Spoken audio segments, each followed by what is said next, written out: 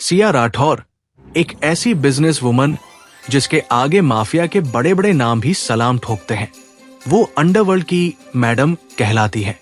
उसकी शादी होती है आरव खन्ना से, जो एक साधारण प्यार करने वाला पति लगता है। सिया को लगता है कि उसने एक नॉर्मल जिंदगी चुन ली है, लेकिन जब सिया के सबसे बड़े दुश्मन एक एक करके रहस्यमय तरीके से मरने लगते हैं, तो पुलिस को सबूत मिलते हैं कि इन सब के पीछे वही साधारण पति थे, जो असल में दूसरे देश का सबसे डेंजरस कॉन्ट्रैक्ट किलर था। अब सवाल यह है, क्या मैडम को अपने ही घर में छुपे इस शेर का पता चल पाएगा? और जब चलेगा पति पत्नी के बीच गोलियों का खेल, तो कौन जीतेगा?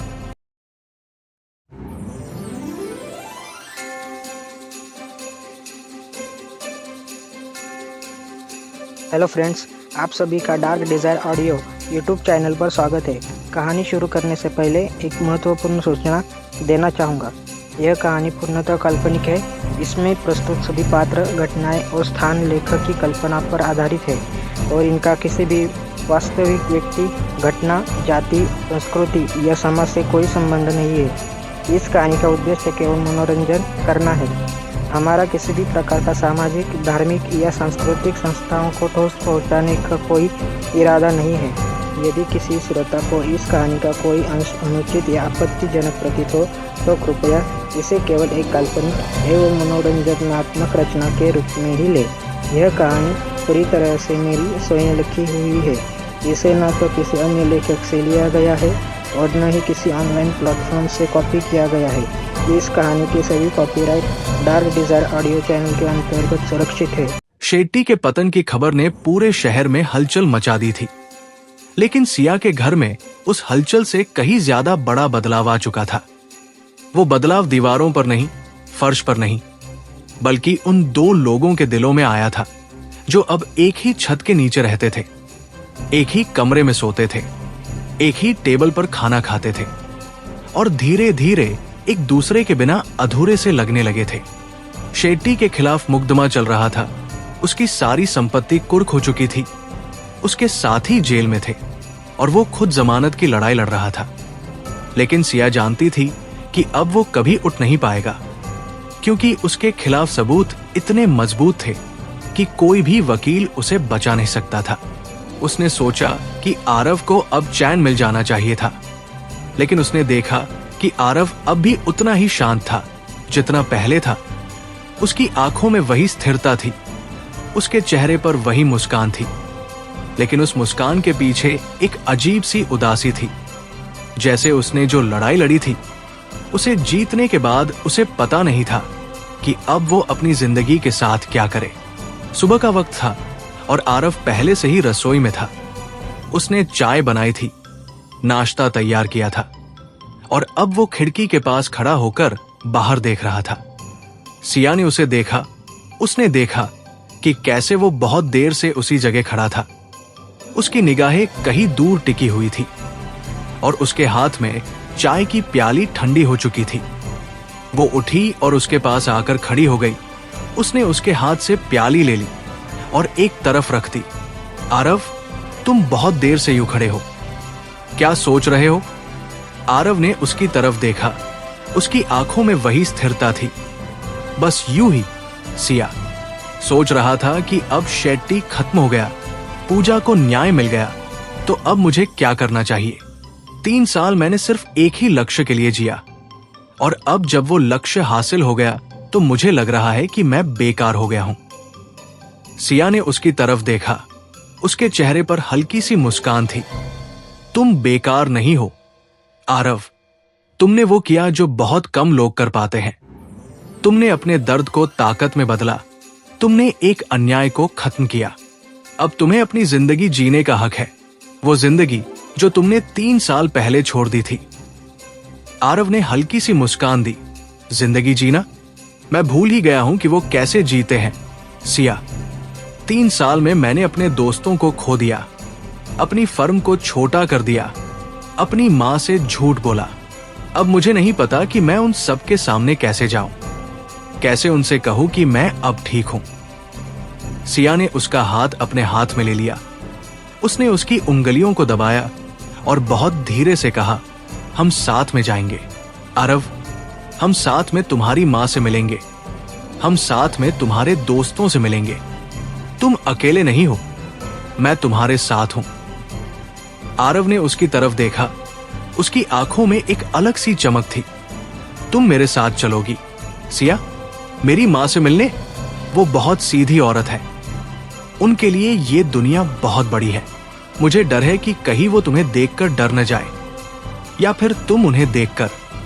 सिया ने उसकी बात काटते हुए कहा, मैं तुम्हारी माँ से मिलने जाऊंगी आरव, मैं उनके सामने वही रहूंगी जो हूं, तुम्हारी पत्नी। मुझे नहीं लगता कि वो मुझसे डरेंगी, क्योंकि मैं उनके बेटे की पत्नी हूं और मैं उनका सम्मान करूंगी। आरव ने उसकी तरफ देखा, उसकी आंखों में पहली बार एक अलग सी राहत थी, जैसे उसके कंधों से कोई बहुत बड़ा बोझ उतर गया हो। शुक्रिया सिया, तुम नहीं जानती कि तुम्हारी इस एक बात ने मेरा कितना दिल हल्का कर दिया। उस दिन सिया ने भूपेंद्र को बुलाया और उसे बताया कि वो आरव के साथ पुणे जाएगी उसकी माँ से मिलने।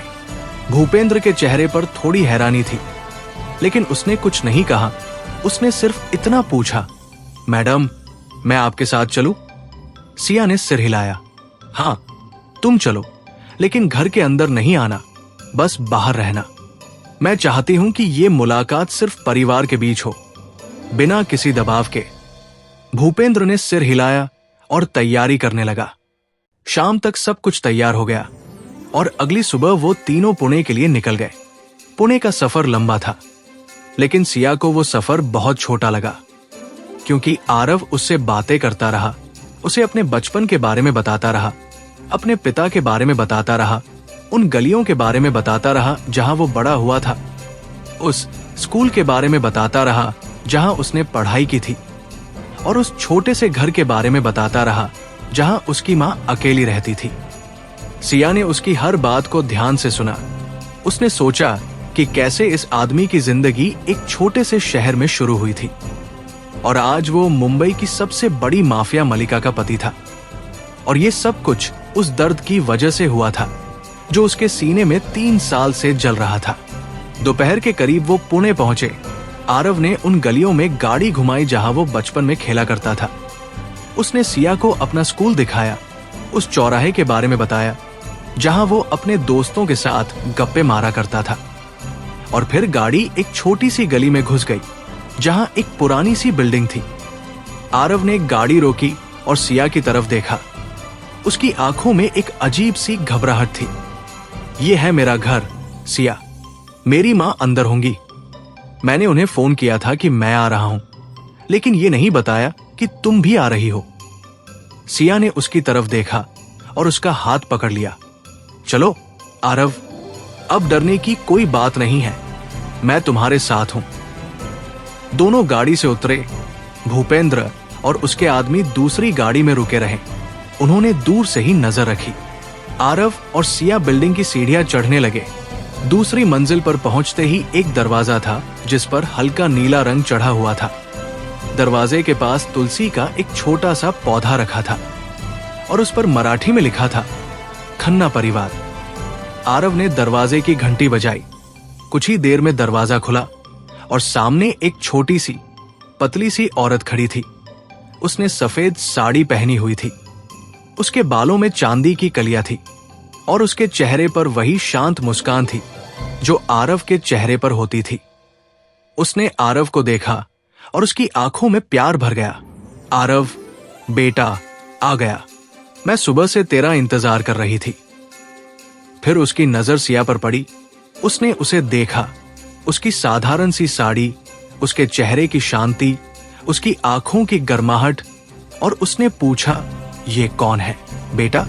आरव ने अपनी मां के पैर छुए और फिर सिया की तरफ देखा। मां, ये है सिया, मेरी पत्नी। सिया ने आगे बढ़कर आरव की मां के पैर छुए। उसने बहुत धीरे से कहा, नमस्ते मां जी, मैं सिया हूं। आपको मिलकर बहुत खुशी हुई। आरव की मां ने सिया को देखा। उसने उसके सिर पर हाथ रखा और आशीर्वाद दिया। बेटा, तूने शादी कर ली और मुझे बताया भी नहीं। मैं तो सोच रही थी कि तू अकेला ही आया होगा, लेकिन तू अपनी पत्नी को भी ले आया। अंदर आओ, अंदर आओ। बहुत दिनों बाद घर में कोई नया चेहरा आया है। तीनों अंदर गए। घर छोटा था, लेकिन बहुत साफ सुथरा था। दीवारों पर आरव के बचपन की तस्वीरें लगी थी। एक कोने में उसके पिता की तस्वीर रखी थी और हर तरफ वो सादगी थी जो सिया को बहुत दिनों बाद देखने को मिली थी। आरव की मां ने सिया को बैठाया, पानी लाया और फिर रसोई में जाकर चाय बनाने लगी। सिया ने उसे जाते देखा और फिर आरव की तरफ देखा। तुम्हारी मां बहुत प्यारी है। आरव ने हल्की सी मुस्कान दी। हाँ, वो बहुत प्यारी है और तुम्हें देखकर बहुत खुश है। मैं उनके चेहरे पर देख सकता हूं। थोड़ी देर में आरव की मां चाय लेकर आई।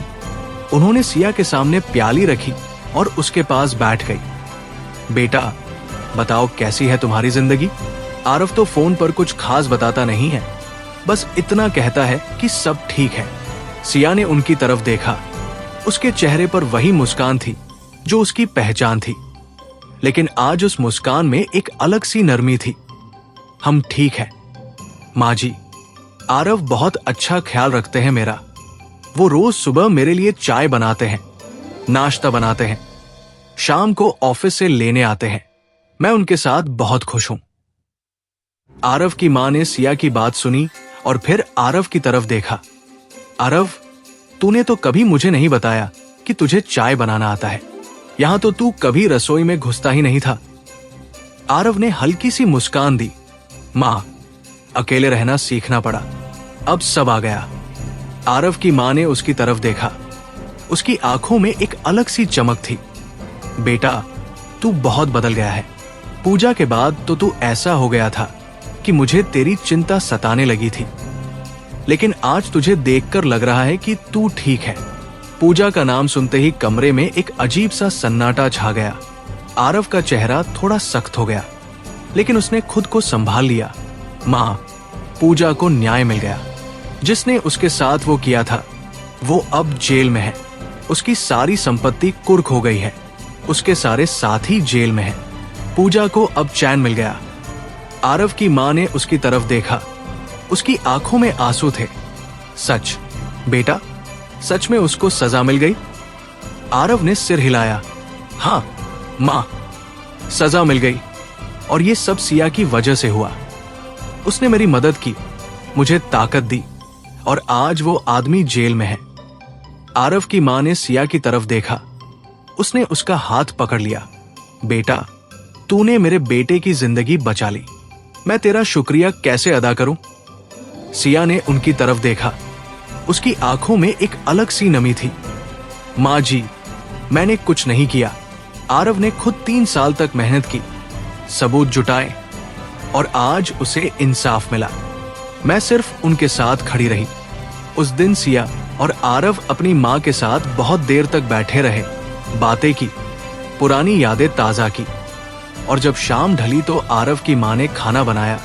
तीनों ने साथ में खाना खाया, और उस छोटे से घर में एक अजीब सी गर्माहट थी, एक अजीब सी खुशी थी। जैसे बहुत दिनों बाद वो घर फिर से जीवंत हो गया था। जैसे बहुत दिनों बाद उस घर में किसी नई बहू ने कदम रखा था, और उस कदम ने उस घर की हर दीवार को, हर कोने को, हर उस चीज को छू लिया था जो सालों से अधूरी थी। रात को जब सिया और आरव उस छोटे से कमरे में सोने के लिए गए जहां आरव बचपन में सोता था, तो सिया ने आरव की तरफ देखा और कहा, तुम्हारी मां बहुत प्यारी है। आरव, मैं उनसे बहुत प्रभावित हुई। आरव ने उसकी तरफ देखा। उसकी आंखों में वही स्थिरता थी। वो तुमसे भी बहुत प्रभावित हुई है सिया। मैंने उन्हें बहुत दिनों बाद इतना खुश देखा। सिया ने उसकी तरफ देखा और फिर उसने उसका हाथ पकड़ लिया। हम यहां कुछ दिन रुकेंगे।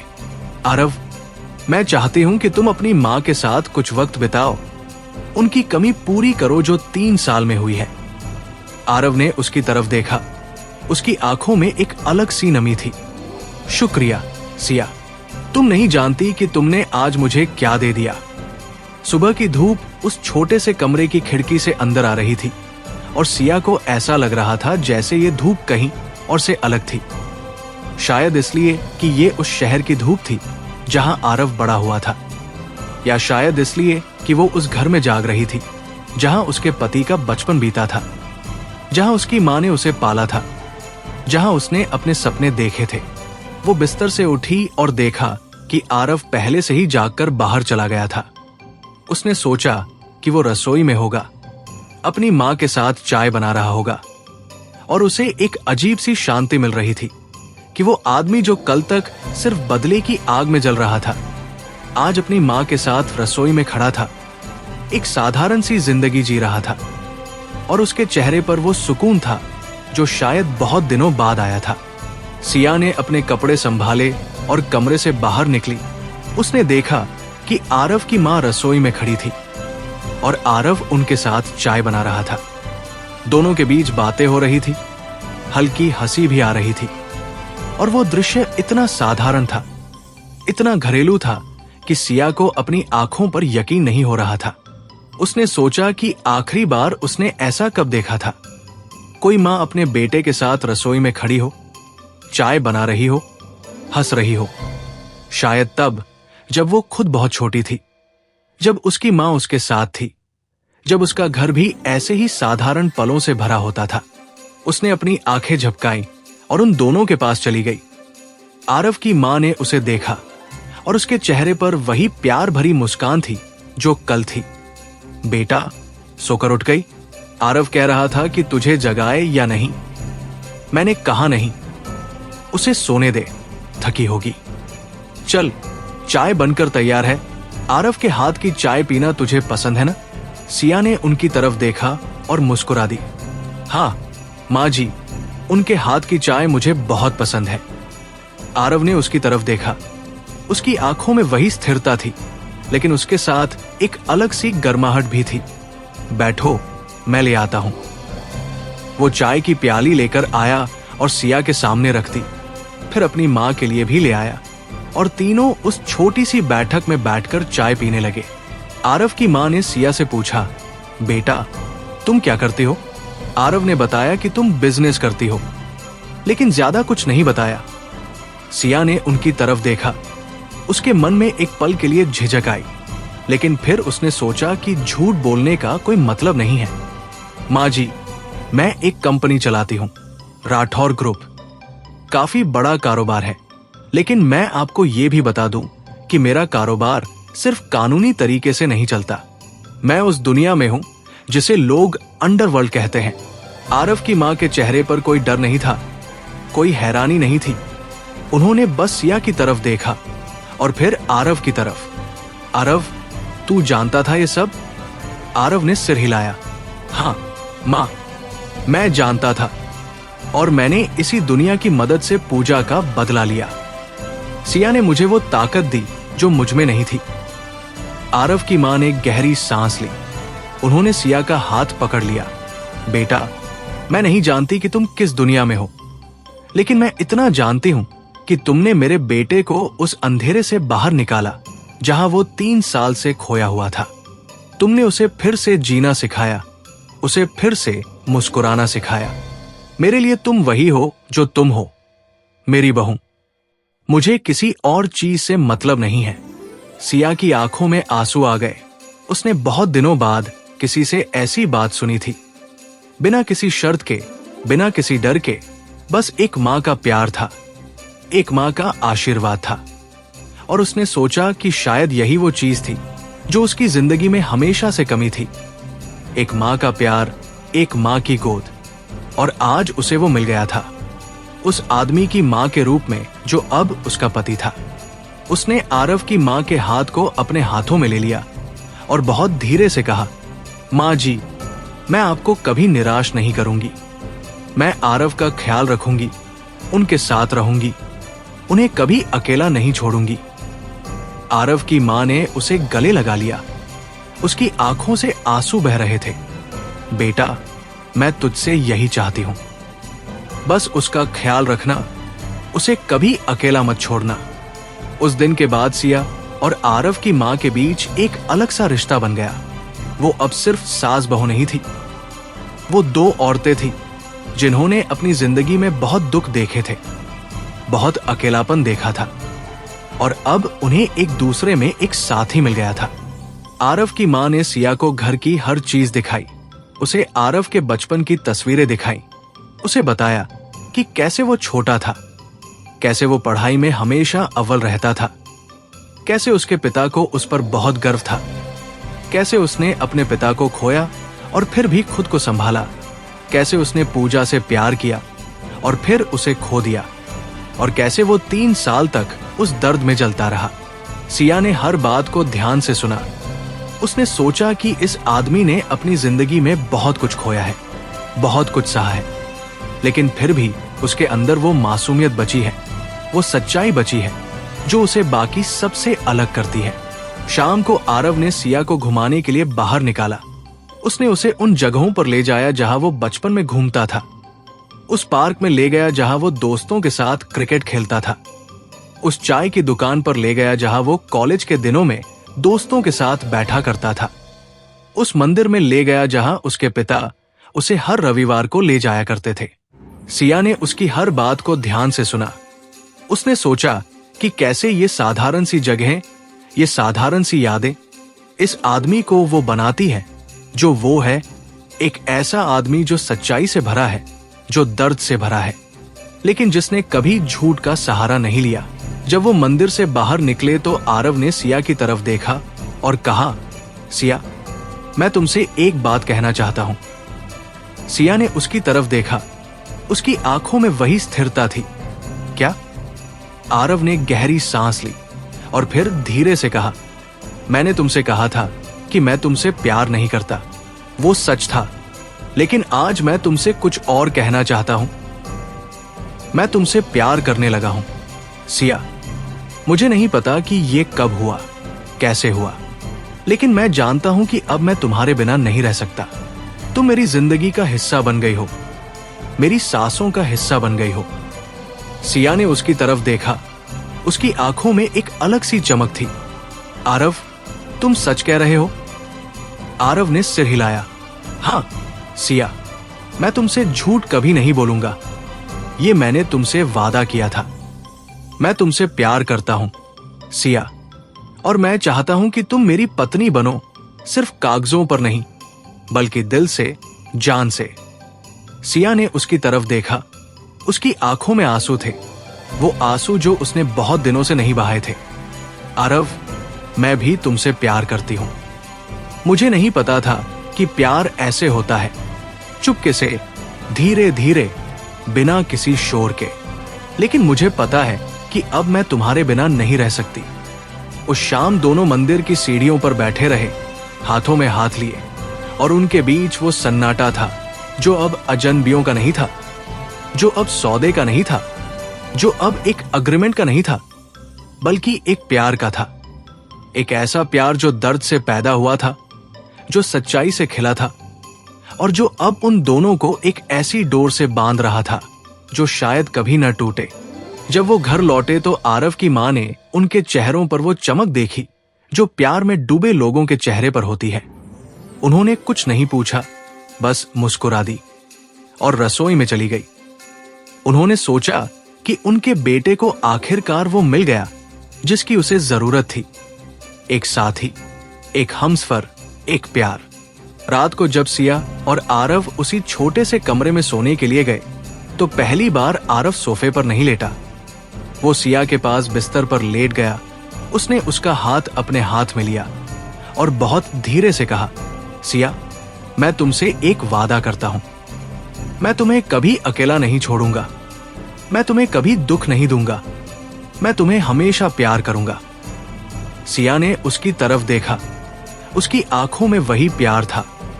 मैं भी तुमसे वादा करती हूं आरव, मैं तुम्हारे साथ हूं हमेशा के लिए। उस रात दोनों बहुत देर तक जागते रहे, बातें करते रहे, एक दूसरे के बारे में नई बातें जानते रहे, और जब नींद आई तो दोनों की आंखों में एक अलग सी शांति थी। एक ऐसी शांति जो बहुत दिनों के बाद आई थी, एक ऐसी शांति जो उस प्यार की देन थी जो अब उनके बीच था। और उस प्यार ने उन दोनों को उन सारे दर्द से, उन सारे अकेलेपन से मुक्ति दिला दी थी जो सालों से उनके साथ थे। सुबह की धूप जब उस छोटे से कमरे की खिड़की से अंदर आई तो सिया ने अपनी आंखें खोली और पहली नजर आरव पर पड़ी। वो उसके बगल में सो रहा था। उसके चेहरे पर नींद की वही शांति थी जो कल थी, लेकिन आज उस शांति में एक अलग सी निश्चिंतता थी, जैसे उसने बहुत दिनों के बाद कोई बोझ अपने कंधों से उतार दिया हो। सिया ने उसे देखा। उसने उसके चेहरे की हर रेखा को, हर लकीर को अपनी आंखों में बसा लिया। उसने सोचा कि कैसे ये आदमी जो कल तक सिर्फ बदले की आग में जल रहा था, आज उसके बगल में इतनी शांति से सो रहा था। और ये शांति उसने उसे दी थी, या शायद उसने दोनों को एक दूसरे को दिया था। उसने धीरे से अपना हाथ बढ़ाया और उसके बालों को सहलाया। उसकी उंगलियां उसके माथे पर, उसकी आंखों पर, उसके गालों पर फिरी और उसे लगा जैसे वो किसी बहुत कीमती चीज को छू रही हो, किसी ऐसी चीज को जो उसे मिल गई थी बिना मांगे, बिना चाहे, और अब वो उसे खोना नहीं चाहती थी। आरव की आंख खुल गई। उसने सिया को अपने ऊपर झुके देखा।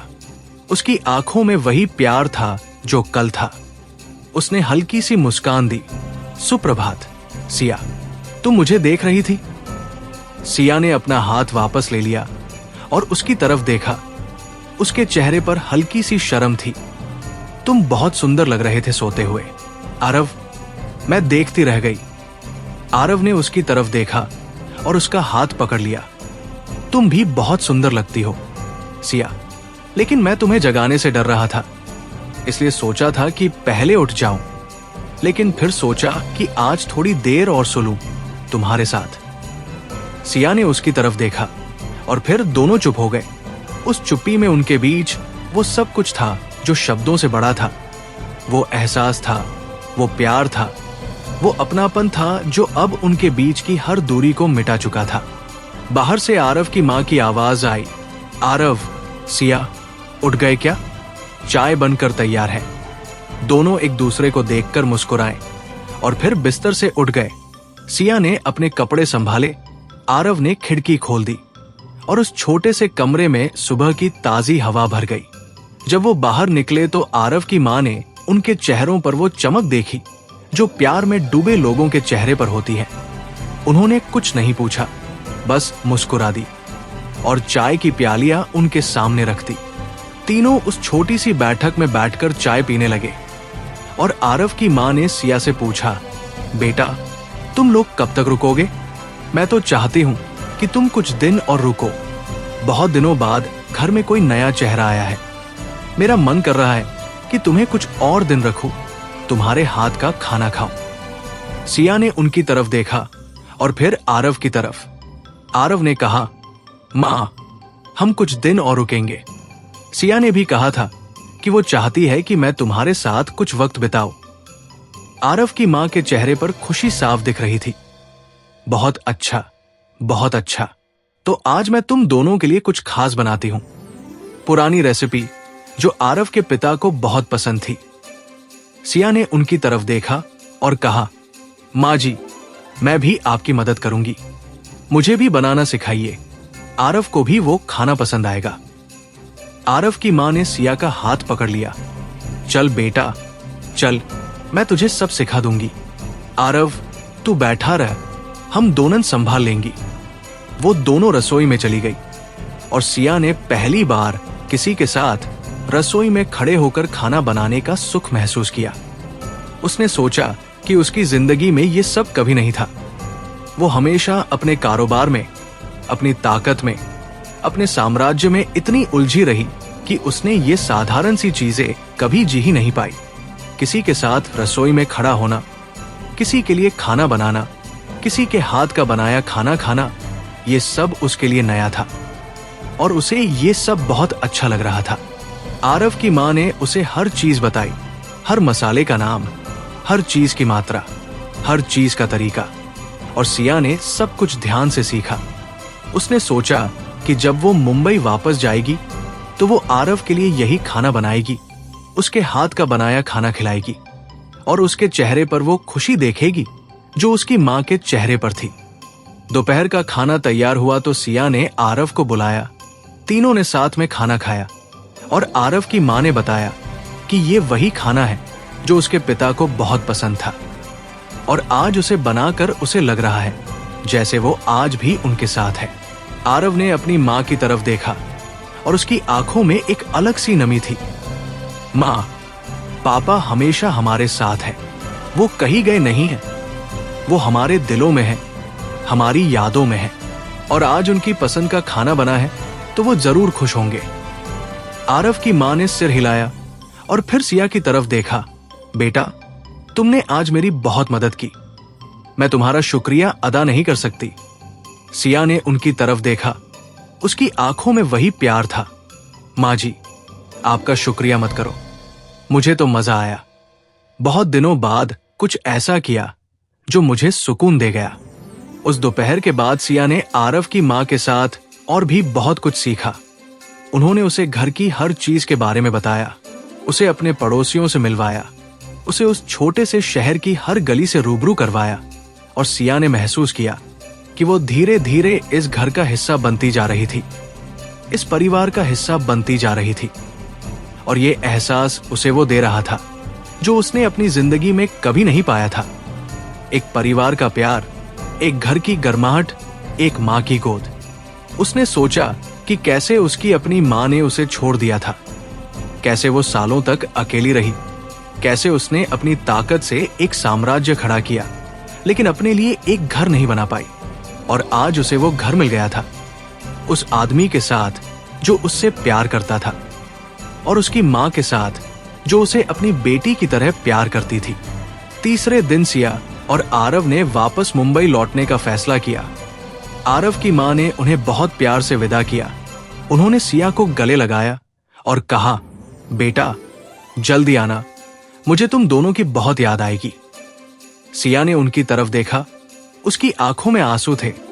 हम जल्दी आएंगे माँ जी, आप अपना ख्याल रखना। आरव ने अपनी माँ के पैर छुए और फिर दोनों गाड़ी में बैठ गए। गाड़ी चलने लगी और सिया ने पीछे मुड़कर देखा। आरव की माँ अब भी दरवाजे पर खड़ी थी, हाथ हिला रही थी और सिया ने सोचा कि वो इस घर को, इस शहर को, इस माँ को कभी नहीं भूल पाएगी, क्योंकि यहीं पर उसने पहली बार महसूस किया था कि वो सिर्फ सिया राठौर नहीं है, वो किसी की बहू भी है, किसी की पत्नी भी है, किसी के परिवार का हिस्सा भी है। मुंबई वापस आकर सिया और आरव की जिंदगी फिर से उसी रफ्तार में आ गई, लेकिन अब उस रफ्तार में एक अलग सी मिठास थी, एक अलग सी गर्माहट थी, क्योंकि अब वो सिर्फ एक अग्रीमेंट से नहीं बंधे थे बल्कि एक प्यार से बंधे थे। एक ऐसे प्यार से जो दर्द से पैदा हुआ था, जो सच्चाई से खिला था और जो अब उन दोनों को हर दिन और करीब ला रहा था। सिया ने आरव के लिए घर को और भी सजाना शुरू कर दिया। उसने उसके लिए एक छोटा सा स्टडी रूम बनवाया जहां वो अपनी किताबें रख सके। उसने उसके लिए रसोई में नए बर्तन लाए ताकि वो अपने हाथ से खाना बना सके। उसने उसके लिए वो सब किया जो वो कभी किसी के लिए नहीं कर पाई थी, और आरव ने भी उसके लिए वो सब किया जो वो कर सकता था। वो उसके लिए चाय बनाता, नाश्ता बनाता, शाम को ऑफिस से लेने जाता, उसके साथ बैठकर बातें करता, उसके साथ हंसता, उसके साथ रोता, और धीरे धीरे उन दोनों के बीच की वो दीवारें जो सालों से खड़ी थी, एक एक करके गिरती चली गई। मुंबई वापस आने के बाद सिया और आरव की जिंदगी में एक नया दौर शुरू हो गया था। वो दौर जिसमें न कोई बदला था, न कोई लड़ाई थी, न कोई दुश्मन था। सिर्फ दो लोग थे जो एक दूसरे से प्यार करते थे और एक साथ जिंदगी जीना चाहते थे। लेकिन सिया जानती थी कि उसकी दुनिया कोई साधारण दुनिया नहीं थी। वो दुनिया जहां वो मैडम थी, वो दुनिया जहां हर दिन नई चुनौतियां आती थी, हर दिन नए खतरे पैदा होते थे, और उसे ये सब संभालना होता था। आरव अब उसके साथ ऑफिस आता था, उसके केबिन में बैठकर काम करता था। शेट्टी के मामले में जो कागजात बचे थे उन्हें संभालता था, और सिया को उसके साथ बैठकर काम करते देख बहुत सुकून मिलता था। उसने सोचा कि शायद यही वो जिंदगी थी जिसकी उसे हमेशा कमी थी। एक साथी, एक हमसफर, एक ऐसा इंसान जो उसके साथ हो, उसके सुख दुख में शामिल हो, उसकी हर जीत में उसके साथ खड़ा हो, उसकी हर हार में उसका हाथ थामे। एक शाम को जब सिया ऑफिस में काम कर रही थी तो भूपेंद्र ने अंदर आकर बताया कि शेट्टी ने जेल से उसके लिए एक मैसेज भेजा है। सिया ने भूपेंद्र की तरफ देखा, उसके चेहरे पर वही स्थिरता थी। क्या कहा है उसने? भूपेंद्र ने एक कागज सिया के सामने रख दिया। उस पर लिखा था, सिया जी, मैं हार गया, मैं मानता हूं, लेकिन मैं आपको बता देना चाहता हूं कि मैंने जो किया उसका मुझे पछतावा है। मैंने पूजा के परिवार को जो दुख दिया उसके लिए मैं माफी मांगता हूं, और मैं आपसे और आपके पति से माफी मांगता हूं कि मैंने आपको धमकी दी। मैं जानता हूं कि माफी से कुछ नहीं होगा, लेकिन मैं ये कहना चाहता था। सिया ने वो कागज पढ़ा और फिर उसे आरव की तरफ बढ़ा दिया। आरव ने उसे पढ़ा, उसके चेहरे पर कोई भाव नहीं था। उसने कागज वापस सिया के सामने रख दिया और कहा, यह माफी बहुत देर से आई सिया, पूजा अब वापस नहीं आ सकती, लेकिन कम से कम उसने मान लिया कि उसने गलत किया। शायद ये भी कुछ है। सिया ने उसकी तरफ देखा, उसकी आंखों में एक अलग सी नरमी थी। तुम क्या चाहते हो आरव? क्या मैं उसे जवाब भेजूं? आरव ने सिर हिलाया। हाँ, भेजो। उसे बता दो कि मैंने उसे माफ कर दिया। पूजा को भी माफी मिल जाएगी शायद। मैं नहीं चाहता कि मैं भी उसी की तरह बदले की आग में जलता रहूं। मैंने अपना बदला ले लिया। अब मैं अपनी जिंदगी जीना चाहता हूं तुम्हारे साथ। सिया ने उसकी तरफ देखा। उसके चेहरे पर वही मुस्कान थी जो उसने पहली रात देखी थी, लेकिन आज उस मुस्कान में एक अलग सी शांति थी, एक अलग सी संतोष थी। तुम बहुत बड़े दिल के आदमी हो आरव। बदला लेने के बाद भी तुम में माफी की गुंजाइश है। ये बहुत कम लोगों में होता है। मैं तुम पर गर्व करती हूं। आरव ने उसकी तरफ देखा और उसका हाथ पकड़ लिया। मैंने तुमसे सीखा सिया। तुमने मुझे सिखाया कि ताकत का मतलब सिर्फ दुश्मन को बर्बाद करना नहीं होता। ताकत का मतलब यह भी होता है कि जब वो बर्बाद हो जाए तो उसे माफ कर देना, उससे आगे बढ़ जाना। मैं तुम्हारी वजह से आज ये कर पा रहा हूं। उस दिन के बाद सिया ने शेट्टी को जवाब भेज दिया। उसने लिखा कि आरव ने उसे माफ कर दिया है और वो भी उसे माफ करती है, लेकिन ये माफी उसे उसकी सजा से नहीं बचाएगी, क्योंकि कानून को अपना काम करने देना चाहिए। उसने सोचा कि शायद यही सही था। माफी देना भी जरूरी है, लेकिन इंसाफ भी जरूरी है, और दोनों का अपना अपना स्थान है। आरव ने उसका जवाब पढ़ा और उसके चेहरे पर संतोष की मुस्कान आ गई। उसने कहा, तुमने बिल्कुल सही लिखा सिया। माफी और इंसाफ दोनों जरूरी है, और अब मुझे लगता है कि पूजा को भी शांति मिल गई होगी। वक्त गुजरता रहा और सिया और आरव की जिंदगी धीरे धीरे एक नई राह पर चल पड़ी। आरव ने अपनी फर्म को फिर से शुरू किया।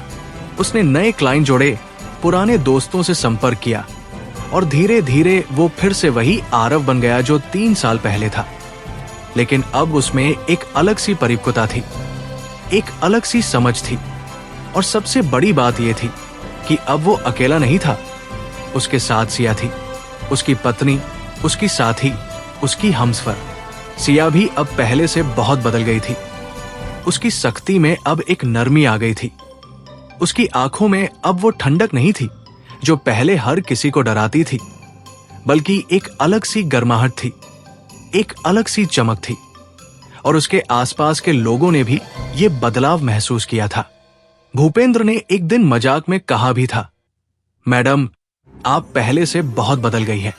पहले आपको देखकर लोग डर जाते थे, अब आपको देखकर लोग मुस्कुराने लगते हैं। सिया ने उसकी तरफ देखा और हल्की सी मुस्कान दी। बदलाव अच्छे होते हैं भूपेंद्र, और ये बदलाव आरव की वजह से आया है। उसने मुझे सिखाया कि जिंदगी सिर्फ ताकत से नहीं, प्यार से भी जी जाती है।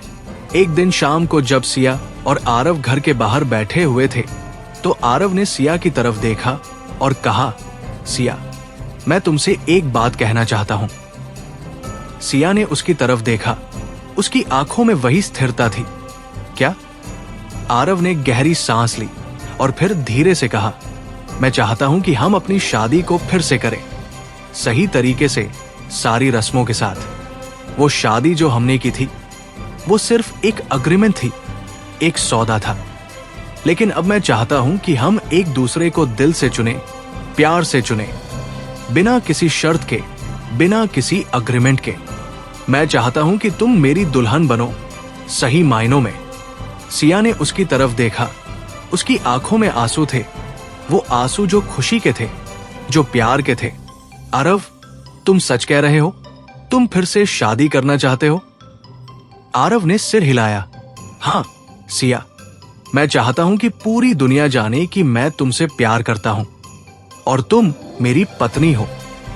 मैं चाहता हूं कि हमारी शादी की हर रस्म हो, हर रीति हो, हर वो चीज हो जो एक शादी में होती है। मैं चाहता हूं कि तुम मेरे घर मेरी दुल्हन बनकर आओ, मेरी मां के आशीर्वाद के साथ, मेरे दोस्तों की बधाई के साथ। मैं चाहता हूं कि ये शादी हम दोनों के लिए एक नई शुरुआत हो, एक ऐसी शुरुआत जो प्यार पर खड़ी हो, सच्चाई पर खड़ी हो और कभी खत्म न हो। सिया ने उसकी तरफ देखा और फिर उसने उसे गले लगा लिया। उसने बहुत धीरे से कहा, हाँ आरव, मैं तुमसे फिर से शादी करूंगी। इस बार दिल से, जान से, प्यार से। मैं चाहती हूं कि ये शादी हम दोनों की जिंदगी की सबसे खूबसूरत याद बन जाए। उस रात दोनों बहुत देर तक बैठे रहे। उन्होंने अपनी शादी की योजना बनाई। उन्होंने सोचा कि कैसे होगी, कहां होगी, कौन आएगा, क्या रस्में होंगी। और उन दोनों के चेहरों पर वो खुशी थी जो उन्होंने बहुत दिनों में नहीं देखी थी। वो खुशी जो प्यार की होती है, वो खुशी जो उम्मीद की होती है, वो खुशी जो एक नई शुरुआत की होती है। अगले दिन से सिया और आरव ने अपनी शादी की तैयारी शुरू कर दी। सिया ने भूपेंद्र को सारी जिम्मेदारी दी और भूपेंद्र ने पूरी लगन से तैयारी शुरू कर दी। आरव ने अपनी मां को फोन किया और उन्हें बताया कि वो फिर से शादी कर रहा है, इस बार सही तरीके से, सारी रस्मों के साथ। और वो चाहता है कि वो आए और उनकी शादी में शामिल हो। आरव की मां बहुत खुश हुई। उन्होंने कहा कि वो जरूर आएंगी और वो अपने साथ अपने पड़ोसियों को भी लेकर आएंगी, क्योंकि उनके बेटे की शादी में तो पूरा मोहल्ला शामिल होना चाहिए। सिया ने ये सब सुना और उसके चेहरे पर वही मुस्कान थी जो पहली रात थी। लेकिन आज उस मुस्कान में एक अलग सी चमक थी, एक अलग सी रौनक थी, क्योंकि आज वो जानती थी कि वो जो कर रही थी वो सिर्फ एक शादी नहीं थी, वो एक नई जिंदगी की शुरुआत थी। एक ऐसी जिंदगी जिसमें प्यार था, सच्चाई थी और सबसे बड़ी बात यह थी कि वो अकेली नहीं थी। उसके साथ एक आदमी था जो उससे प्यार करता था और वो उससे प्यार करती थी। और यही उन दोनों के लिए सबसे बड़ी जीत थी। शादी की तैयारियां पूरे जोरों पर चल रही थी और सिया के घर का हर कोना अब एक अलग ही रौनक में सजा हुआ था। भूपेंद्र ने खुद सारी जिम्मेदारी ले रखी थी। वो सुबह से रात तक घर के बाहर खड़ा रहता, हर आने जाने वाले पर नजर रखता, हर छोटी बड़ी चीज का ध्यान रखता और सिया को बार बार बता देता कि क्या हो रहा है, क्या होना है और क्या हो चुका है। सिया ने पहली बार महसूस किया कि शादी की तैयारी में इतना मजा आता है। उसने सोचा कि पहली बार जब उसकी शादी हुई थी तो वो सब कुछ औपचारिकता थी, कोई उत्साह नहीं था, कोई खुशी नहीं थी, बस एक कागज पर हस्ताक्षर थे और कुछ लोगों की मौजूदगी थी। लेकिन इस बार सब कुछ अलग था। इस बार उसकी शादी थी, उसकी असली शादी, वो शादी जिसका उसने कभी सपना नहीं देखा था, क्योंकि उसने सपने देखना बहुत पहले छोड़ दिए थे। लेकिन आज वो सपना सच हो रहा था, उस आदमी के साथ जिसने उसे फिर से जीना सिखाया था, फिर से प्यार करना सिखाया था। आरव की मां के आने का दिन आ गया और सिया ने खुद जाकर उन्हें स्टेशन से लेने का फैसला किया। आरव ने उसे रोकने की कोशिश की। उसने कहा कि वो खुद चला जाएगा, लेकिन सिया ने उसकी एक नहीं सुनी। उसने कहा कि उसकी सास पहली बार उसके घर आ रही है और वो उन्हें लेने जाएगी, चाहे कुछ भी हो जाए। सुबह ही सिया और आरव स्टेशन के लिए निकल गए। भूपेंद्र भी उनके साथ था, लेकिन उसने दूर से ही नजर रखी। उसने सिया से कहा था कि वो बहुत ज्यादा लोगों के साथ नहीं आना चाहता, क्योंकि आरव की मां डर सकती है, लेकिन वो पीछे से नजर रखेगा। स्टेशन पहुंचते ही सिया की नजर प्लेटफॉर्म पर खड़ी एक छोटी सी औरत पर पड़ी जो सफेद साड़ी पहने हुए थी और उसके हाथ में एक छोटा सा बैग था। उसके चेहरे पर वही शांत मुस्कान थी जो आरव के चेहरे पर होती थी और सिया का दिल देखते ही भर आया। वो दौड़कर उनके पास गई और उनके पैर छुए। माँ जी, आप आ गई, बहुत अच्छा हुआ। आरव की मां ने सिया को गले लगाया और उसके सिर पर हाथ रखा। बेटा, तू खुद आ गई मुझे लेने, मैं तो सोच रही थी कि आरव आएगा। सिया ने उनकी तरफ देखा और मुस्कुरा दी। माँ जी, आप पहली बार मेरे घर आ रही हैं, मैं कैसे ना आती। आरव ने भी अपनी मां के पैर छुए और फिर तीनों गाड़ी की तरफ चल दिए। रास्ते में आरव की मां ने सिया से पूछा कि शादी की तैयारी कैसी चल रही है, कितने लोग आएंगे, क्या क्या बन रहा है। और सिया ने उनके हर सवाल का जवाब दिया। उसने बताया कि भूपेंद्र ने सारी तैयारी कर ली है, घर को सजा दिया है और सब कुछ तैयार है। आरव की मां ने उसकी बात सुनी और फिर कहा, बेटा, मैं चाहती हूं कि शादी में थोड़ी पारंपरिक रस्में भी हों, जैसे हल्दी, मेहंदी, वो सब। आरव के पिता को बहुत अच्छा लगता था ये सब देखना। सिया ने उनकी तरफ देखा और कहा, जैसा आप कहें माँ जी, मैं चाहती हूं कि ये शादी बिल्कुल वैसी हो जैसी आप चाहती हैं। घर पहुंचते ही आरव की मां हैरान रह गई। उन्होंने सोचा था कि सिया का घर बहुत बड़ा होगा, बहुत शानदार होगा, लेकिन इतना सुंदर, इतना सजा हुआ, इतना आलीशान देखकर वो दंग रह गई। उन्होंने सिया की तरफ देखा और कहा, बेटा, तुम्हारा घर तो महल जैसा है, मैंने आज तक ऐसा घर नहीं देखा। सिया ने उनका हाथ पकड़ लिया और अंदर ले गई। उसने उन्हें घर का हर कमरा दिखाया, हर कोना दिखाया और आरव की मां ने सब कुछ देखा। उनकी आंखों में हैरानी और खुशी दोनों थी। जब वो सिया और आरव के कमरे में पहुंची तो उन्होंने देखा कि कमरा फूलों से सजा हुआ था। बीच में एक बड़ा सा बिस्तर था और दीवार पर सिया और आरव की एक तस्वीर लगी थी जो उन्होंने कुछ दिन पहले खिंचवाई थी। आरव की मां ने उस तस्वीर को देखा और उनकी आंखों में आंसू आ गए। बेटा, तुम दोनों बहुत सुंदर लग रहे हो, मुझे बहुत खुशी हो रही है कि आरव को तुम मिल गई। सिया ने उनकी तरफ देखा और कहा, माँ जी, मुझे भी बहुत खुशी है कि आरव मुझे मिल गए। वो नहीं होते तो मैं शायद कभी नहीं जान पाती कि प्यार क्या होता है, जिंदगी क्या होती है। आरव ने अपनी मां और सिया की तरफ देखा। उसकी आंखों में भी वही नमी थी।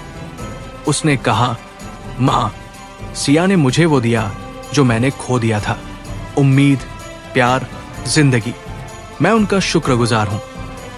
आरव की मां ने दोनों का हाथ पकड़ लिया और कहा, बेटा, तुम दोनों एक दूसरे के लिए बने हो, भगवान तुम्हें हमेशा खुश रखे।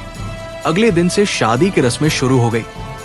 पहले दिन हल्दी की रस्म थी और सिया के घर में पहली बार इतनी चहल पहल देखने को मिली। भूपेंद्र ने सारे इंतजाम कर रखे थे। घर के बाहर रंगोली बनी थी, अंदर फूलों की सजावट थी, हर तरफ रोशनी थी और सिया के करीबी लोग, उसके कारोबारी साथी, उसके वफादार, सब आए हुए थे। आरव की मां ने खुद हल्दी लगाने की रस्म शुरू की। उन्होंने सिया के हाथों पर हल्दी लगाई, उसके माथे पर लगाई और फिर आरव पर भी लगाई। सिया ने देखा कि आरव उस रस्म में कितना शामिल था, कितना खुश था और उसने सोचा कि उसने पहली बार आरव को इतना खुला देखा था, बिना किसी बोझ के, बिना किसी दर्द के, सिर्फ एक साधारण आदमी की तरह जो अपनी शादी की खुशी मना रहा था। हल्दी की रस्म के बाद मेहंदी की रस्म थी और सिया के हाथों पर मेहंदी लगाने के लिए एक कलाकार बुलाई गई थी। सिया ने देखा कि मेहंदी कलाकार उसके हाथों पर बहुत खूबसूरत डिजाइन बना रही थी और उसके साथ आरव की मां और दूसरी महिलाएं भी बैठी थी। सब गाने गा रही थी, हंस रही थी और सिया को लग रहा था जैसे ये सब कोई सपना हो, कोई ऐसा सपना जो वो कभी देखना भूल गई थी, लेकिन आज सच हो रहा था। आरव भी वहां आया। उसने सिया के हाथों पर मेहंदी देखी और कहा, बहुत सुंदर लग रही है। सिया, तुम्हारे हाथों पर यह मेहंदी बहुत अच्छी लग रही है। सिया ने उसकी तरफ देखा और मुस्कुरा दी। तुम्हारा नाम भी छुपा दिया है मैंने, ढूंढना पड़ेगा। आरव ने उसके हाथों को ध्यान से देखा और फिर उसने उसके हाथों पर अपना नाम खोजना शुरू किया। उसे नहीं मिल रहा था और सिया हंस रही थी। आखिरकार उसने सिया से कहा कि बता दे, और सिया ने उसे दिखाया कि उसका नाम उसकी हथेली के बीचों बीच छुपा था। और आरव ने उसका हाथ पकड़ लिया और बहुत धीरे से कहा, अब ये हाथ हमेशा मेरे हाथ में रहेगा।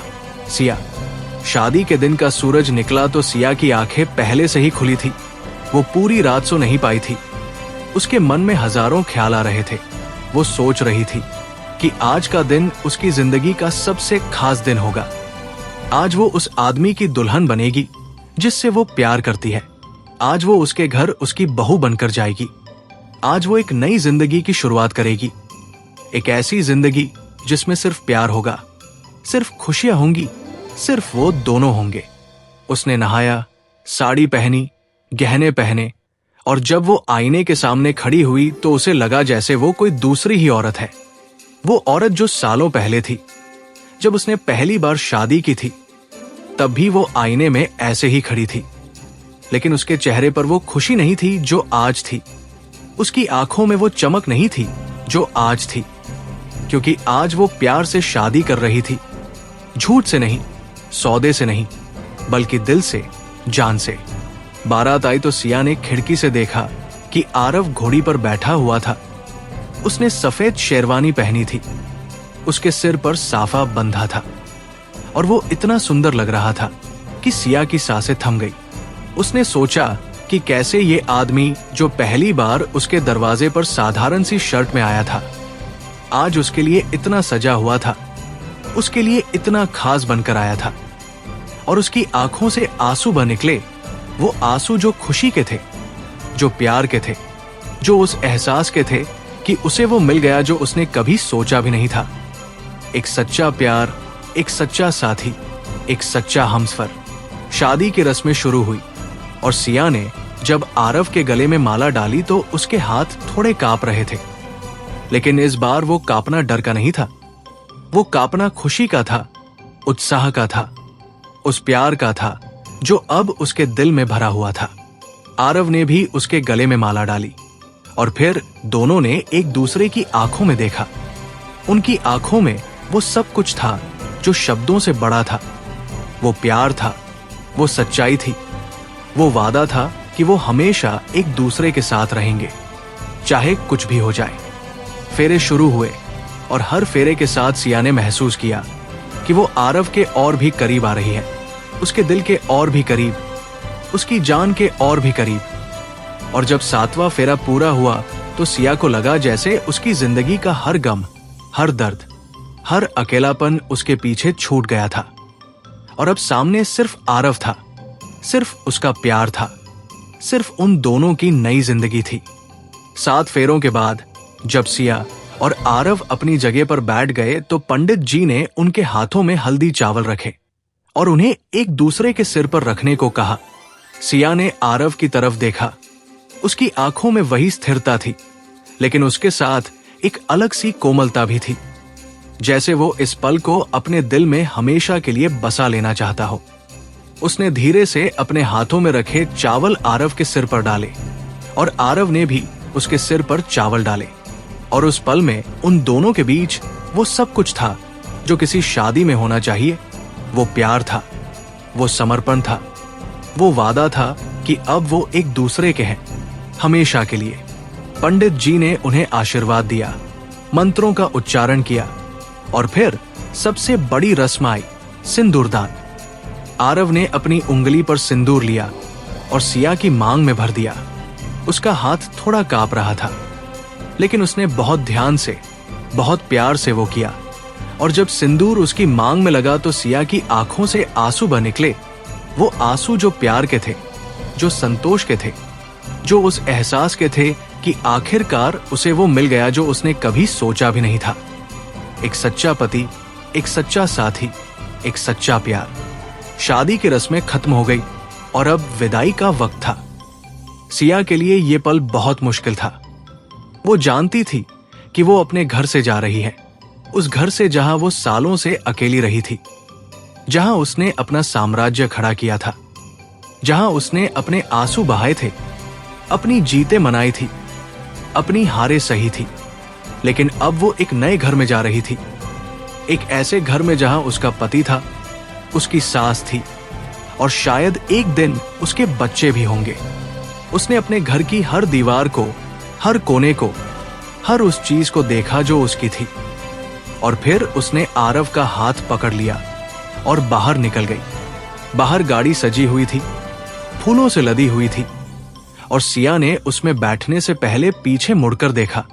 उसने अपने घर को देखा, उस घर को जो अब उसका नहीं रहा था, लेकिन उसकी यादों में हमेशा रहेगा।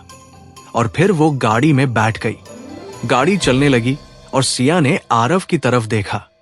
आरव, अब मैं तुम्हारे घर जा रही हूं, तुम्हारी पत्नी बनकर, तुम्हारी बहू बनकर। आरव ने उसका हाथ पकड़ लिया और बहुत धीरे से कहा, तुम मेरे घर नहीं, हमारे घर जा रही हो। सिया, ये घर अब तुम्हारा भी है, हमेशा के लिए। और मैं तुमसे वादा करता हूं कि मैं तुम्हें हमेशा खुश रखूंगा, हमेशा प्यार करूंगा, कभी तुम्हें अकेला नहीं छोड़ूंगा। सिया ने उसकी तरफ देखा, उसकी आंखों में वही प्यार था। मैं भी तुमसे वादा करती हूं आरव, मैं तुम्हें कभी दुख नहीं दूंगी, तुम्हें कभी निराश नहीं करूंगी, मैं तुमसे हमेशा प्यार करूंगी। आरव के घर पहुंचते ही सिया ने देखा कि घर को भी बहुत खूबसूरती से सजाया गया था। भूपेंद्र ने यहां भी सारे इंतजाम कर रखे थे और आरव की मां दरवाजे पर खड़ी थी। उनके हाथ में आरती की थाली थी और उनके चेहरे पर वही प्यार भरी मुस्कान थी जो हमेशा होती थी। सिया गाड़ी से उतरी और उनके पास गई। आरव की मां ने उसकी आरती उतारी, उसके माथे पर तिलक लगाया और फिर उसे घर के अंदर ले गई। घर के अंदर भी वैसी ही रौनक थी, फूल थे, रोशनी थी, खुशबू थी और हर तरफ वो गर्माहट थी जो किसी नए दुल्हन के घर आने पर होती है। सिया ने अपने कमरे में जाकर देखा कि उसका और आरव का कमरा भी फूलों से सजा हुआ था। बीच में एक बड़ा सा बिस्तर था और दीवार पर उनकी शादी की तस्वीर लगी थी जो उन्होंने अभी अभी खिंचवाई थी। वो वहां खड़ी होकर सब कुछ देखती रही और उसे लगा जैसे ये सब कोई सपना हो, कोई ऐसा सपना जो वो कभी देखना भूल गई थी, लेकिन आज सच हो रहा था। शाम को रिसेप्शन था और सिया और आरव ने सभी मेहमानों का स्वागत किया। सिया ने पहली बार अपने लोगों के सामने एक दुल्हन की तरह देखा। उसने देखा कि कैसे उसके वफादार, उसके साथी, उसके कारोबारी साझेदार सब उसे आशीर्वाद दे रहे थे, उसकी खुशी में शामिल हो रहे थे और उसे लगा कि शायद यही वो जिंदगी थी जिसकी उसे हमेशा कमी थी। एक परिवार, एक घर, एक प्यार। आरव की मां भी बहुत खुश थी। वो हर किसी से मिल रही थी, हर किसी से बात कर रही थी और उनके चेहरे पर वो खुशी थी जो किसी मां के चेहरे पर तब आती है जब उसके बेटे की शादी होती है, जब उसके घर में एक नई बहू आती है। रिसेप्शन खत्म होने के बाद जब सब लोग चले गए तो सिया और आरव अपने कमरे में आए। सिया थकी हुई थी, लेकिन उसके चेहरे पर वही खुशी थी जो पूरे दिन थी। उसने अपने गहने उतारे, अपनी साड़ी बदली और फिर बिस्तर पर आकर बैठ गई। आरव ने भी अपने कपड़े बदले और उसके पास आकर बैठ गया। उसने उसका हाथ पकड़ लिया और बहुत धीरे से कहा, सिया, आज का दिन मेरी जिंदगी का सबसे खास दिन था। आज मैंने सच में शादी की, प्यार से, दिल से, और मैं तुम्हारा शुक्रगुजार हूं कि तुमने मुझे ये मौका दिया, मुझे अपना पति बनने का मौका दिया, मुझसे प्यार करने का मौका दिया। सिया ने उसकी तरफ देखा, उसकी आंखों में वही प्यार था। आरव, तुमने मुझे वो दिया जो मैंने कभी सोचा भी नहीं था। तुमने मुझे प्यार दिया, सच्चाई दी, एक परिवार दिया। मैं तुम्हारी शुक्रगुजार हूं कि तुम मेरी जिंदगी में आए, मुझे बदला, मुझे नई जिंदगी दी। उस रात दोनों बहुत देर तक जागते रहे, बातें करते रहे, एक दूसरे के बारे में नई बातें जानते रहे और जब नींद आई तो दोनों की आंखों में एक अलग सी शांति थी। एक ऐसी शांति जो बहुत दिनों के बाद आई थी। एक ऐसी शांति जो उस प्यार की देन थी जो अब उनके बीच था। और उस प्यार ने उन दोनों को उन सारे दर्द से, उन सारे अकेलेपन से मुक्ति दिला दी थी जो सालों से उनके साथ थे। सिया ने आरव के कंधे पर सिर रख दिया और उसकी आंखें बंद हो गई। उसने सोचा कि कैसे उसकी जिंदगी पिछले कुछ महीनों में पूरी तरह से बदल गई थी। कैसे एक अजनबी ने उसके दरवाजे पर दस्तक दी और उसकी जिंदगी में एक ऐसा मोड़ ला दिया जिसकी उसने कभी कल्पना भी नहीं की थी। और आज वो उसी अजनबी की पत्नी थी, उसी के साथ एक ही बिस्तर पर सो रही थी, उसी के दिल में बस रही थी। और उसे लग रहा था कि शायद यही वो शुरुआत थी जिसकी उसे जरूरत थी। एक ऐसी शुरुआत जो प्यार पर खड़ी थी, जो सच्चाई पर खड़ी थी।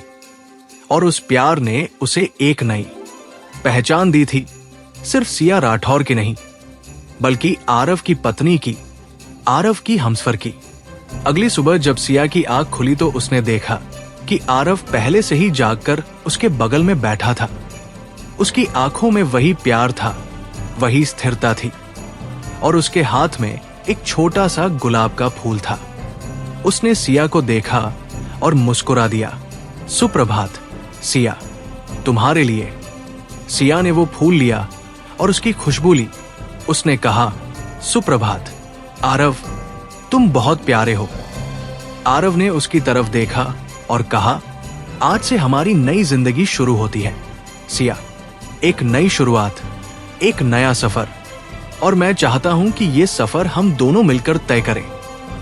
हर खुशी में, हर गम में, हर मुश्किल में, हर आसानी में। सिया ने उसकी तरफ देखा और उसका हाथ पकड़ लिया। हम साथ चलेंगे आरव, हमेशा। उस सुबह दोनों ने साथ में नाश्ता किया। आरव की मां ने उनके लिए खास नाश्ता बनाया था और तीनों ने साथ में बैठकर खाना खाया, बातें की, हंसे। और उस छोटे से घर में एक अजीब सी गर्माहट थी, एक अजीब सी खुशी थी। जैसे बहुत दिनों बाद वो घर पूरा हो गया था, जैसे बहुत दिनों बाद उस घर में वो सब कुछ आ गया था जिसकी कमी थी। एक बहू, एक पत्नी, एक साथी, एक हमसफर। सिया ने देखा कि आरव की मां कितनी खुश थी। उनके चेहरे पर वो चमक थी जो किसी मां के चेहरे पर तब आती है जब उसका बेटा सुखी होता है, जब उसके घर में खुशियां लौट आती है।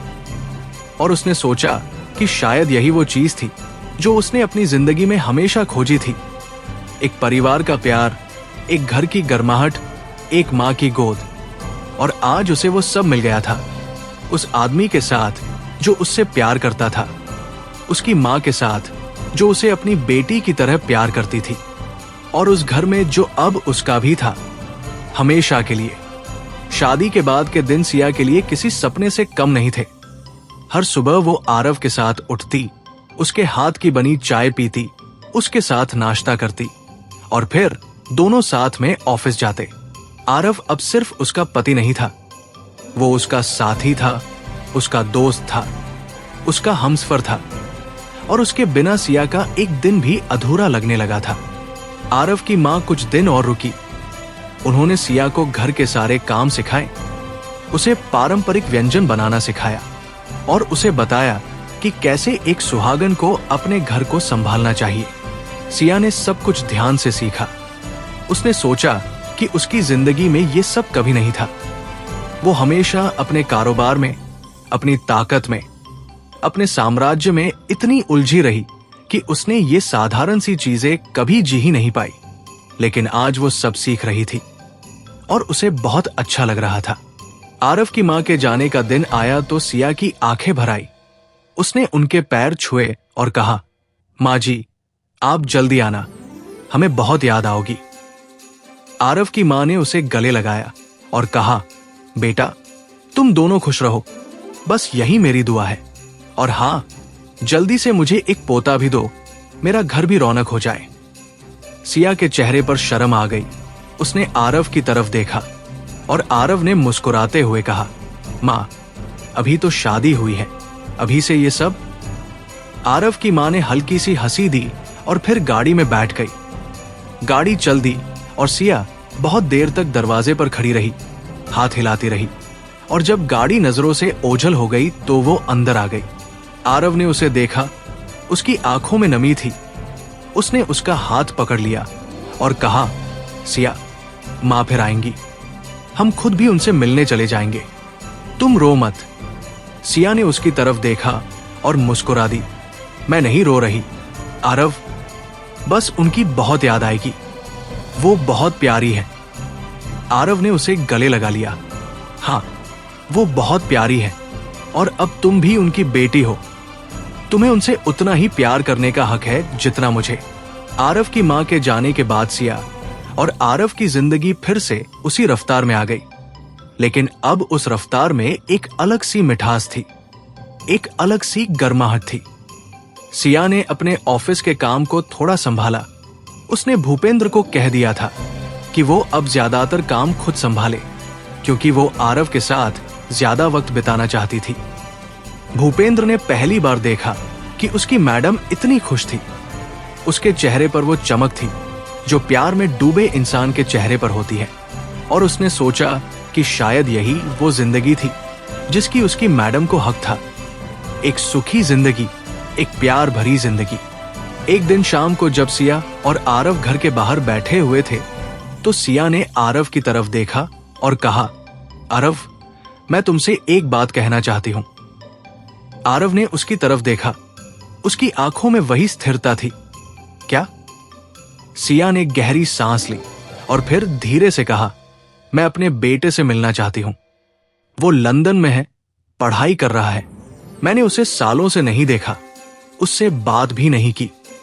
मुझे डर है कि वो मुझसे नाराज होगा, मुझसे दूर हो गया होगा, लेकिन मैं उससे मिलना चाहती हूं, उसे बताना चाहती हूं कि मैं उससे प्यार करती हूं और अब मैं बदल गई हूं।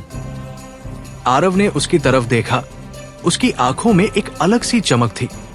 सिया, तुम उससे मिलने जाओगी? मैं तुम्हारे साथ चलूंगा। हम दोनों मिलकर उससे मिलेंगे, उसे समझाएंगे। वो तुम्हारा बेटा है, वो तुमसे प्यार करता होगा, चाहे वो कितना भी नाराज हो। सिया ने उसकी तरफ देखा। उसकी आंखों में आंसू थे।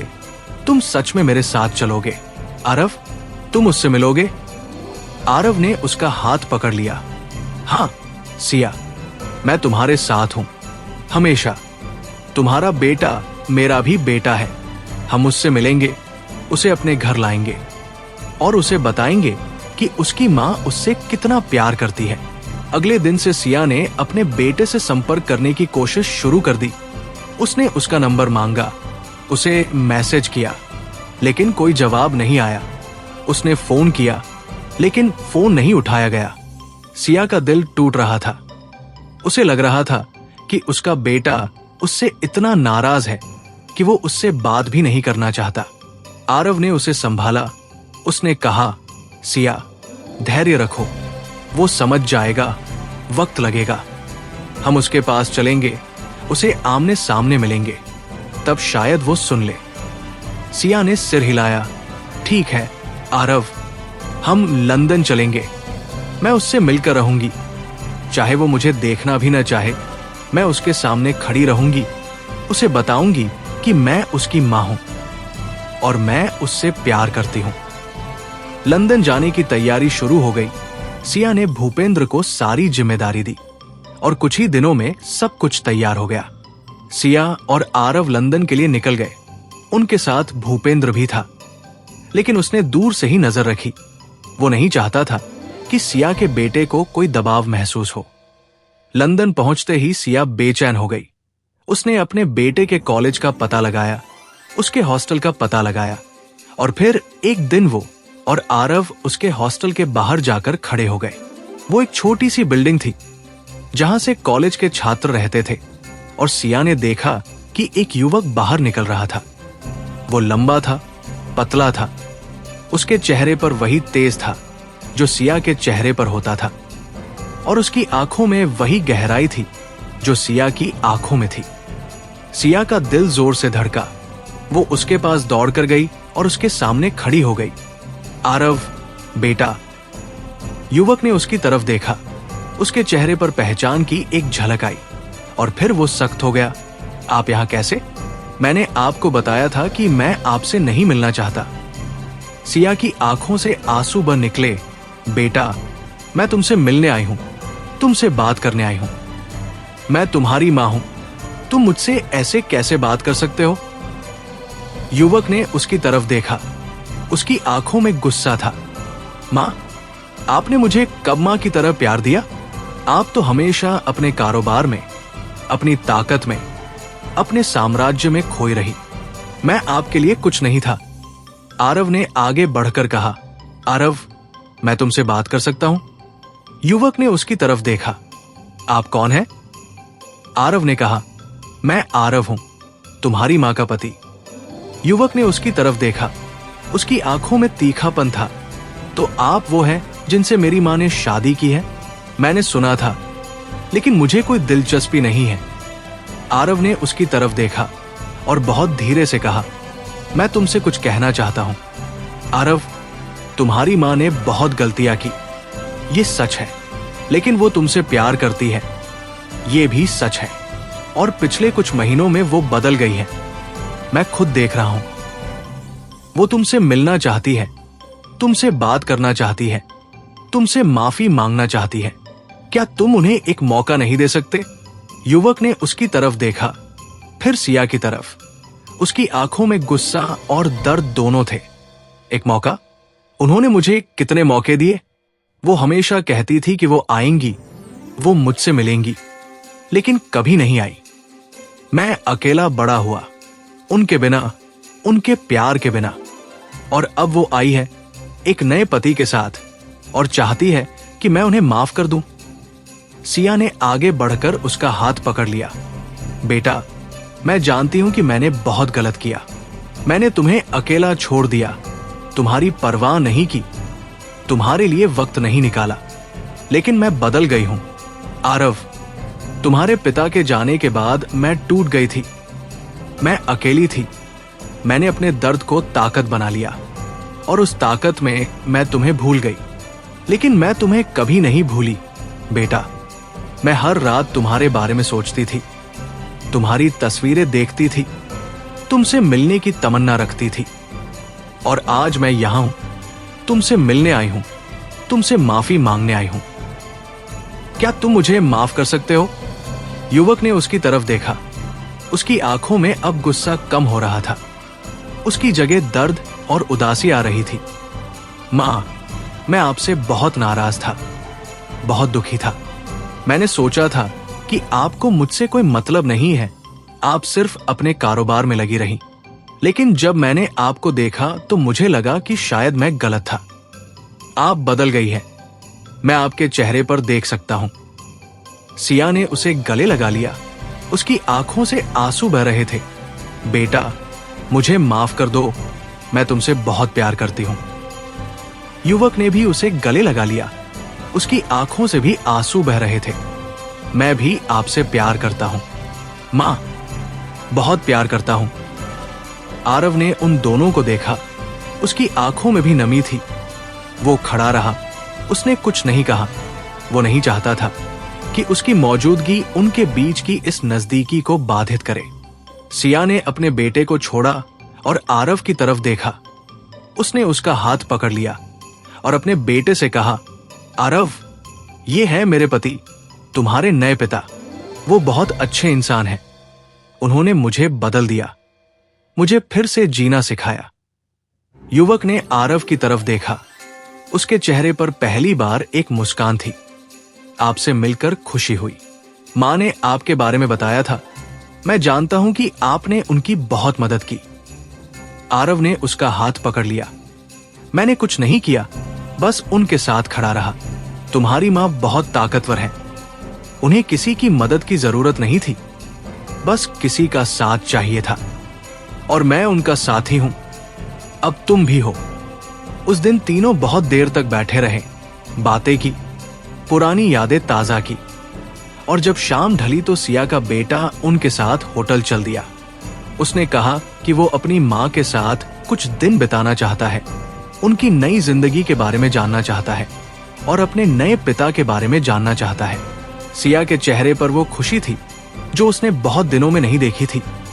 वो खुशी जो एक माँ को तब होती है जब उसका बच्चा उसके पास लौटता है, जब उसकी गोलियां भर जाती है, जब उसका परिवार पूरा हो जाता है। उसने आरव की तरफ देखा और उसका हाथ पकड़ लिया। शुक्रिया आरव, तुम नहीं जानते कि तुमने आज मुझे क्या दे दिया। आरव ने उसकी तरफ देखा। उसकी आंखों में वही प्यार था। मैंने कुछ नहीं दिया सिया, ये तुम्हारी मेहनत है, तुम्हारा प्यार है जो तुम्हारे बेटे को तुम्हारे पास ले आया। मैं सिर्फ तुम्हारे साथ खड़ा रहा। उस रात सिया, आरव और उसका बेटा तीनों साथ में बैठे रहे, बातें करते रहे, हंसते रहे, और सिया को लगा जैसे उसकी जिंदगी पूरी हो गई हो। उसके पास अब सब कुछ था। एक पति जो उससे प्यार करता था, एक बेटा जो उसके पास लौट आया था, एक परिवार जो उसका था। और यही वो चीज थी जिसकी उसे हमेशा कमी थी, और आज वो कमी भी पूरी हो गई थी। लंदन से वापस आने के बाद सिया की जिंदगी में एक नया उत्साह था, एक नई ऊर्जा थी, क्योंकि उसका बेटा उसके साथ मुंबई आ गया था। उसने अपनी पढ़ाई से छुट्टी ले ली थी और कुछ महीनों के लिए अपनी मां के साथ रहने का फैसला किया था। सिया के लिए ये वो सपना था जो उसने कभी सच होता नहीं देखा था। उसका बेटा जो सालों से उससे दूर था, जो उससे नाराज था, जो उससे मिलना भी नहीं चाहता था, आज उसके घर में था, उसके साथ था, और उसके चेहरे पर वही मुस्कान थी जो उसके बचपन में होती थी। आरव ने सिया के बेटे को अपने घर में बहुत प्यार से स्वागत किया। उसने उसके लिए कमरा सजाया, उसकी पसंद की चीजें रखवाई और उसे घर का हर कोना दिखाया। सिया के बेटे का नाम भी आरव था, लेकिन सिया उसे उसके बचपन के नाम से बुलाती थी, रेयांश। वो नाम जो उसके पिता ने रखा था, वो नाम जो उसके दिल के सबसे करीब था। रेयांश ने पहले तो आरव से दूरी बनाकर रखी। उसके लिए यह स्वीकार करना आसान नहीं था कि उसकी मां ने किसी और से शादी कर ली है, और वो भी ऐसे आदमी से जो उसकी दुनिया से बिल्कुल अलग था। लेकिन आरव ने उसे अपनी सादगी, अपनी सच्चाई, अपने प्यार से जीत लिया। वो रेयांश के साथ बैठता, उससे बातें करता, उसकी पढ़ाई के बारे में पूछता, उसके दोस्तों के बारे में पूछता, और धीरे धीरे रेयांश की दीवारें टूटने लगी। एक दिन रेयांश ने आरव से कहा, मैं आपको पहले जज कर रहा था, सॉरी। मैंने सोचा था कि आप मेरी मां के पैसे या ताकत के लिए उनके साथ हैं, लेकिन अब मैं देख रहा हूं कि आप उनसे सच में प्यार करते हैं। आपने उन्हें बदल दिया है। मैंने पहली बार अपनी मां को इतना खुश देखा है।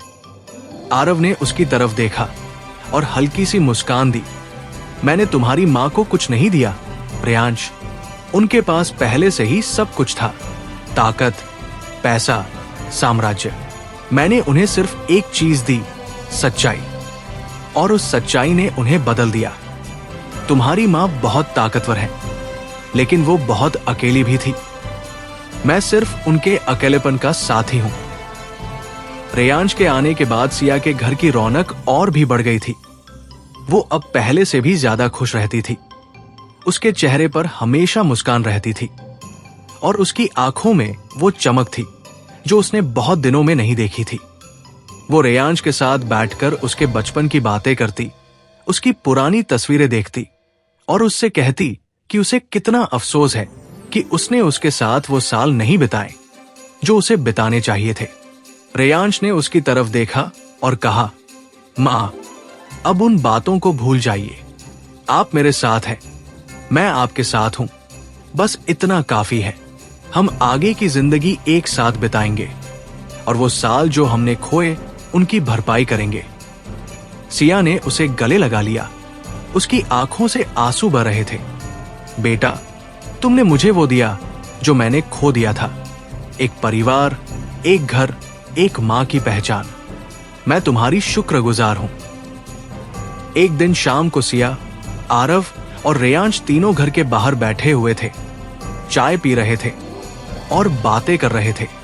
रेयांश ने सिया से पूछा, मां, अब आप आगे क्या करना चाहती हैं? आपका कारोबार, आपकी दुनिया, वो सब? सिया ने उसकी तरफ देखा, फिर आरव की तरफ, और फिर बहुत धीरे से कहा, मैंने सोचा है कि अब मैं अपने कारोबार को पूरी तरह से कानूनी बना दूंगी। भूपेंद्र और मेरे लोग अब भी मेरे साथ हैं, लेकिन मैं चाहती हूं कि जो काम हम करते हैं वो सब कानून के दायरे में हो।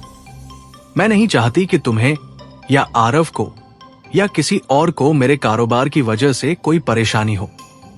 मैं अपनी जिंदगी में बहुत सी गलतियां कर चुकी हूं। अब मैं सही चीजें करना चाहती हूं। आरव ने उसकी तरफ देखा। उसकी आंखों में वही स्थिरता थी। सिया, ये तुम्हारा फैसला है और मैं तुम्हारा समर्थन करता हूं। तुम जो भी करना चाहो करो, मैं तुम्हारे साथ हूं। रेयांश ने भी सिर हिलाया। मां, मुझे आप पर गर्व है। आपने अपनी जिंदगी में बहुत कुछ हासिल किया है और अब आप एक नई शुरुआत कर रही हैं। मैं भी आपके साथ हूं। सिया ने उन दोनों की तरफ देखा। उसकी आंखों में वही चमक थी जो प्यार में डूबे इंसान के चेहरे पर होती है। शुक्रिया दोनों का। तुम दोनों ने मुझे वो दिया जो मैंने कभी सोचा भी नहीं था। एक परिवार, एक प्यार, एक नई जिंदगी। अगले दिन से सिया ने अपने कारोबार को बदलने की शुरुआत कर दी। उसने भूपेंद्र को बुलाया और उसे अपना फैसला बताया। भूपेंद्र ने पहले तो थोड़ी हैरानी जताई, लेकिन फिर उसने कहा, मैडम, आप जो भी कहें मैं आपके साथ हूं। आपने मुझे जो दिया है उसका मैं कभी एहसान नहीं उतार सकता। आप जहां भी जाएंगी मैं आपके साथ रहूंगा। सिया ने उसकी तरफ देखा और कहा, भूपेंद्र, तुम सिर्फ मेरे सिक्योरिटी गार्ड नहीं हो, तुम मेरे परिवार हो और मैं चाहती हूं कि अब तुम भी इस नए कारोबार में मेरे साथ हो, एक पार्टनर की तरह। भूपेंद्र की आंखों में आंसू आ गए। उसने कहा, मैडम, ये मेरे लिए बहुत बड़ी बात है। मैं आपको कभी निराश नहीं करूंगा। धीरे धीरे सिया का कारोबार बदलने लगा। उसने अपने सारे अवैध धंधे बंद कर दिए। उसने अपनी कंपनियों को कानूनी तरीके से चलाना शुरू किया और उसके लोग भी उसके साथ खड़े रहे। शहर में यह खबर फैल गई कि सिया राठौर ने अपनी पुरानी दुनिया को अलविदा कह दिया है और अब वो एक नई दुनिया में कदम रख रही है। कुछ लोगों ने उसका समर्थन किया, कुछ ने उसका मजाक उड़ाया, कुछ ने कहा कि ये सिर्फ एक दिखावा है, लेकिन सिया ने किसी की परवाह नहीं की। वो जानती थी कि वो जो कर रही है वो सही कर रही है और उसके साथ उसका परिवार है, उसका पति है, उसका बेटा है और यही उसके लिए सबसे बड़ी ताकत थी। एक दिन रेयांश ने सिया से कहा, मां, मैंने सोचा है कि मैं अपनी पढ़ाई यहीं से पूरी करूंगा। मैं लंदन वापस नहीं जाना चाहता। मैं आपके और आरव सर के साथ रहना चाहता हूं। सिया ने उसकी तरफ देखा। उसकी आंखों में खुशी के आंसू थे। बेटा, तुम सच कह रहे हो? तुम यही रहोगे? रेयांश ने सिर हिलाया। हाँ मां, मैंने अपना मन बना लिया है। मैं यहां के कॉलेज में एडमिशन ले लूंगा और आपके साथ रहूंगा। मैं चाहता हूं कि जो साल हमने खोए उनकी भरपाई करूं। सिया ने उसे गले लगा लिया और आरव ने भी उनके साथ हाथ बढ़ाकर रेयांश के कंधे पर हाथ रखा। ये बहुत अच्छा फैसला किया है रेयांश। अब हम तीनों मिलकर एक नई शुरुआत करेंगे। उस शाम तीनों ने जश्न मनाया। सिया ने खाना बनाया, आरव ने उसकी मदद की और रेयांश ने उनके लिए गाना गाया, वो गाना जो उसने बचपन में गाया करता था। और सिया की आंखों से आंसू बह निकले। उसने सोचा कि कैसे उसकी जिंदगी पिछले कुछ महीनों में पूरी तरह से बदल गई थी। कैसे एक अजनबी ने उसके दरवाजे पर दस्तक दी और उसकी जिंदगी में एक ऐसा मोड़ ला दिया जिसकी उसने कभी कल्पना भी नहीं की थी। और आज वो उसी अजनबी की पत्नी थी। उसके साथ एक ही घर में रहती थी, उसके साथ एक ही परिवार की हिस्सा थी और उसके पास अब सब कुछ था। एक पति जो उससे प्यार करता था, एक बेटा जो उसके पास लौट आया था, एक परिवार जो उसका था। और यही वो चीज थी जिसकी उसे हमेशा कमी थी और आज वो कमी भी पूरी हो गई थी। रात को जब सिया और आरव अपने कमरे में अकेले थे तो सिया ने आरव की तरफ देखा और कहा, आरव, मैं तुमसे कुछ कहना चाहती हूं। आरव ने उसकी तरफ देखा। उसकी आंखों में वही प्यार था। क्या? सिया ने उसका हाथ पकड़ लिया और बहुत धीरे से कहा, मैं तुमसे बहुत प्यार करती हूँ। आरव, तुम नहीं जानते कि तुमने मेरी जिंदगी में क्या बदलाव किया है। तुमने मुझे फिर से जीना सिखाया, फिर से प्यार करना सिखाया, फिर से एक मां बनना सिखाया। तुम मेरी जिंदगी की सबसे बड़ी ताकत हो, मेरी सबसे बड़ी कमजोरी भी। आरव ने उसकी तरफ देखा। उसकी आंखों में वही स्थिरता थी। सिया, तुमने भी मेरी जिंदगी में वो भर दिया जो खाली था। मैं तुमसे पहले एक टूटा हुआ आदमी था जिसने जिंदगी से सब कुछ खो दिया था। तुमने मुझे उम्मीद दी, प्यार दिया, एक परिवार दिया। मैं तुम्हारा शुक्रगुजार हूं। सिया, उस रात दोनों बहुत देर तक जागते रहे, बातें करते रहे, एक दूसरे के बारे में नई बातें जानते रहे। और जब नींद आई तो दोनों की आंखों में एक अलग सी शांति थी। एक ऐसी शांति जो बहुत दिनों के बाद आई थी। एक ऐसी शांति जो उस प्यार की देन थी जो अब उनके बीच था। और उस प्यार ने उन दोनों को उन सारे दर्द से, उन सारे अकेलेपन से मुक्ति दिला दी थी जो सालों से उनके साथ थे। सिया ने आरव के कंधे पर सिर रख दिया और उसकी आंखें बंद हो गई। उसने सोचा कि कैसे उसकी जिंदगी पूरी हो गई थी। उसके पास अब सब कुछ था, एक पति, एक बेटा, एक परिवार, और यही उसकी सबसे बड़ी जीत थी। एक ऐसी जीत जो हथियारों से नहीं बल्कि प्यार से मिली थी। एक ऐसी जीत जो ताकत से नहीं बल्कि सच्चाई से मिली थी। और यही वो चीज थी जो उसे बाकी सबसे अलग करती थी। यही वो चीज थी जो उसे सिया राठौर से भी बड़ा बनाती थी। एक औरत जिसने अपनी जिंदगी में सब कुछ पा लिया था, लेकिन सबसे बड़ी चीज उसे तब मिली जब उसने अपना दिल खोला, अपनी सच्चाई को अपनाया और प्यार को अपनी जिंदगी में आने दिया। तो दोस्तों, यह था आज का एपिसोड। आशा करता हूँ कि आपको हमारी कहानी पसंद आई होगी। यदि आपको हमारी यह कहानी अच्छी लग रही है और आप आगे के नए एपिसोड सुनना चाहते हैं तो हमारे चैनल को सब्सक्राइब करें और बेल आइकन दबाकर ऑल विकल्प पर क्लिक करें ताकि आपको हमारे नए अपलोड किए गए एपिसोड की नोटिफिकेशन मिलती रहे। इस वीडियो को लाइक करना न भूलें और इसे अपने परिवार व दोस्तों के साथ ज़रूर शेयर करें। धन्यवाद।